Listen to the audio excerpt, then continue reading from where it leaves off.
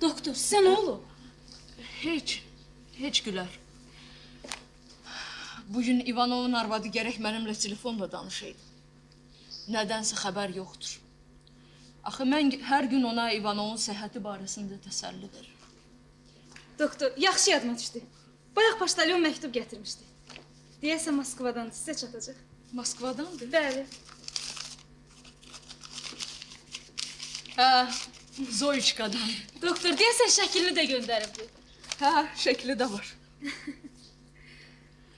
Bilirsənmi Gülər, bu qız anadan gəlmə kör idi. 3 il bundan qabaq Moskvada onun müalicəsini mənə tapşırdılar. Gərgin, çox gərgin əməliyyatdan sonra gözlərini açdı.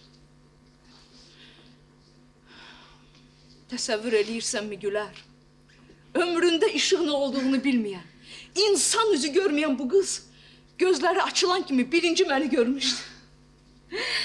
Sonra bir neçə gün keçəndə gözlərinin sarıqlarını açdığımız vaxt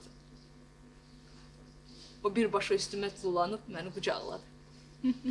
Bununla belə mənə bir 3-cü məktubdur ki, yazır. Doktor, görəsən nə yazır? Gülər, Bəli. yazır kim? Hə. Yazır ki, mən dərslərimdən həmişə 5 alırsam. Sinif yoldaşlarımızdan Vera, Lila sizə... Doktor, sizə nə olub?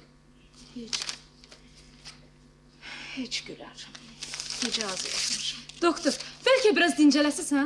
Qorxmayın, mən buradayım. Bir şey olsa sizə xəbər verəm. Yaxşı. Yaxşı. Ancaq xəstələrdən məni soruşan olsa çağırarsan. Baş üstə. Dincəlin, doktor.